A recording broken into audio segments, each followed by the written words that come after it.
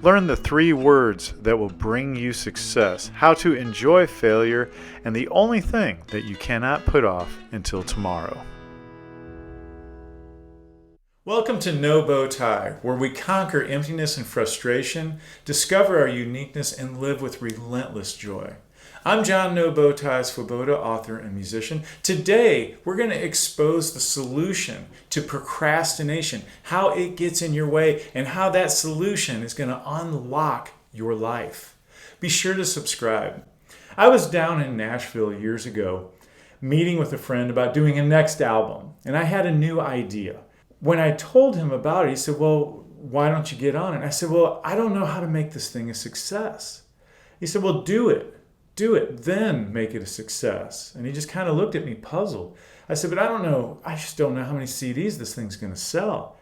He put his foot down and he said, "I can tell you exactly how many CDs you're going to sell if you keep putting this thing off." And what he was saying is, get the results and deal with it. Get the results of what you want and move forward with that. When you avoid your dream and put it off until tomorrow, it doesn't even have to be your dream. When you avoid a to-do list and do it later, it creates tension in your life because now you wish you would have done it already. If you had done it already and made some mistakes, you'd have time to deal with that. 2/3 of people take 10 times the amount of time to finish a major task in their life than they had originally planned. Only 1/3 of people get on it and they still take almost 3 times what they had planned to finish the task. And sometimes the procrastination allows other things to seep into the schedule, creating more angst. The more angst, the less creativity. Isn't it time to get rid of that as a problem and start using it as an energy? And you know, procrastination is a mental disease. It's common to only human beings because we have the ability to explore pleasure options. We tend to think in terms of what is easier than the task at hand, even though it's something we really want to get done. The to-do list, the dream, or even just a schedule that we've got to stick to. We tend to fill it with things of pleasure and comfort. And those things of pleasure and comfort are things that we don't want the end result of anyway. If we skip what we really want, tomorrow is always the best time to do anything. When you put things up front, you feel better about yourself. When you get the job done, even if you fail, when you get the job done, you have something you can work with. Take your biggest dreams and start working on it, and you will feel the momentum of your inspiration moving it forward rather than the blockade of procrastination holding it back and creating a self-hatred. If it goes on long enough, we start to have self-talk of self-hatred.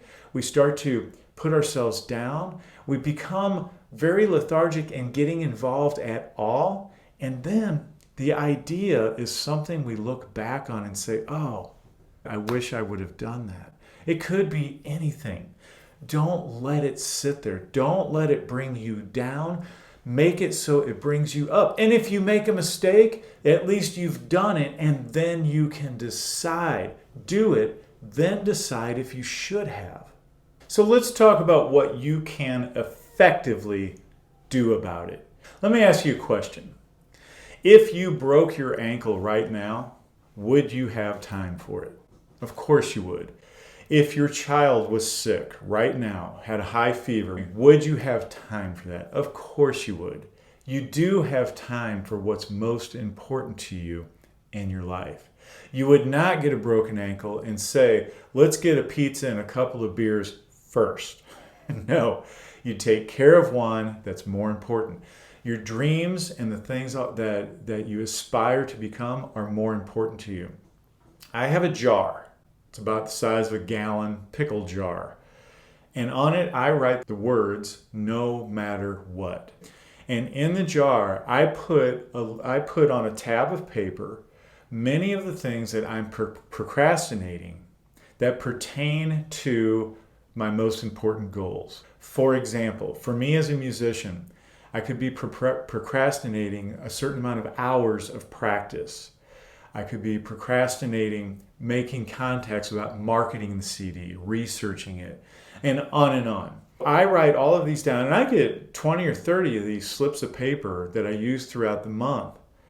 And they're all things of procrastination that I don't want to do, but I know I would be glad to have them done. You do the same. Put them in the jar, and when you pull one out first thing in the morning, you have an agreement with yourself. No matter what, it gets done. You will feel great. You will go to bed knowing that you took control of your life and that there's something more important to you than the pleasures and the comforts that keep you from that. Use the no matter what method in however you would construct it. It can be a jar, it can be a box, it can be a list, but it has to be a no matter what commitment. You'd stay up late for a broken ankle, and you know it. You'd stay up late for your sick child, and you know that.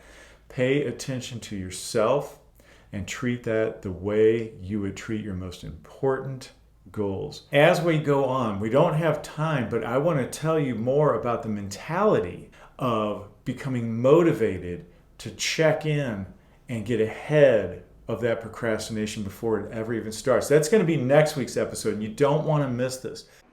And go to nobowtie.com/life and be the first to get this amazing episode that will change your own life. Before I go, I want to share with you something that I procrastinated for 3.5 years. A no bow tie arrangement of Debussy's Clair de Lune.